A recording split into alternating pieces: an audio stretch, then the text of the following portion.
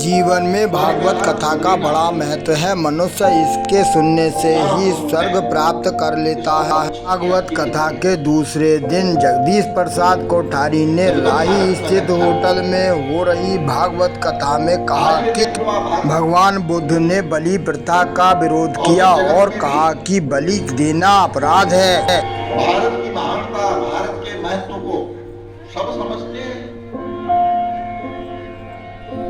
कोई कितना भी बड़ा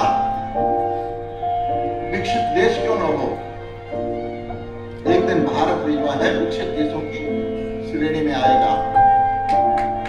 और उस समय यह बात होगी कि सबसे बड़ा कौन है, सबके पास टेक्नोलॉजी होगी, सबके पास जो है विज्ञान होगा, हर चीज सबके पास बराबर होगी, कोई कम नहीं होगा।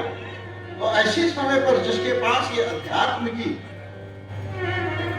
छवि होगी, अध्यात्मिक मुक्ति होगी, जिस पास ग्रंथ होंगे, वेद होंगे, पुराण होंगे, रामायण होगी, उपनिषद होंगे, चरित्र होगा, उसकी जय जयकार होगी।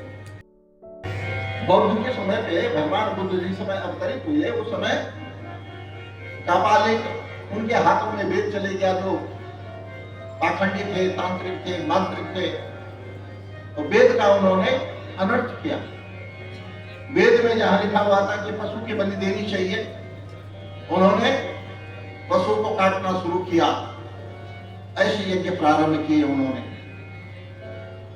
भगवान बुद्ध आए, भगवान बुद्ध ने कहा कि क्या करते हो, कि पाप है, प्राणी की हिंसा नहीं करनी चाहिए। बोले वेद में लिखा हुआ है, अगर वेद में पशु बलि देने के लिए कहा है, पशु हिंसा के लिए लिखा है, तो मैं वेद का त्याग करता हूं। तो भगवान बुद्ध ने कहा।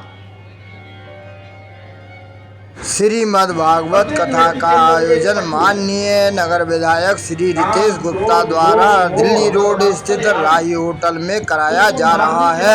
इसके पश्चात आरती तथा प्रसाद वितरण का कार्यक्रम किया गया। यह जानकारी मीडिया प्रभारी विपिन गुप्ता जी ने दी। श्रीमद् भागवत कथा में आए सभी श्रद्धालु कथा सुनकर भाव विभोर हो गए। इस अवसर पर माननीय नगर विधायक रितेश गुप्ता तथा उनकी पत्नी अल्पना रितेश गुप्ता, अमित गुप्ता एवं सौरभ गुप्ता तथा अन्य सभी लोग मौजूद थे। श्रीमद् भागवत कथा सुनकर सभी श्रद्धालुओं ने धर्म लाभ उठाया। मुक्ति नहीं होती है, मोक्ष नहीं हो सकता, तब वेद की रक्षा करें। जहां जहां तीर्थों में ध्वंस कर दिया गया था हमारे भगवत विग्रहों को, मूर्तियों को, फिर जगतगुरु शंकराचार्य ने उनकी स्थापना करी। भारत के नाम था सबसे ज्यादा मंत्र जो है वो कर्मकांड के हैं। 80,000 मंत्र जो कर्मकांड के हैं, 16,000 मंत्र उपासना कांड के हैं, तो 4,000 मंत्र ज्ञान कांड के हैं। आज जगतगुरु शंकराचार्य ने ज्ञान पक्ष को